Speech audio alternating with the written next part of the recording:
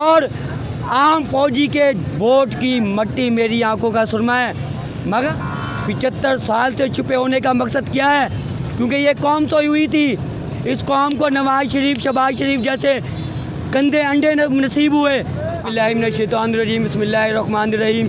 आज हम बहावलपुर में, आज पूरा बहावलपुर, पूरा जनूबी पंजाब, पूरा पाकिस्तान जिस तरीके से इमरान खान साहब की कॉल पे निकला है, आज इकबाल की रूह भी खुश होगी और कायदे आज़म की रूह भी खुश होगी। क्यों? क्योंकि आज जो वक्त है, आज वो 75 साल पहले जो हमारे बुज़ुर्गों ने कुर्बानियाँ दी हैं, वो वक्त आज दोबारा तारीख दोहरा रही है। आज हमारा किरदार, आज हमें अपना किरदार अदा करना है। क्यों?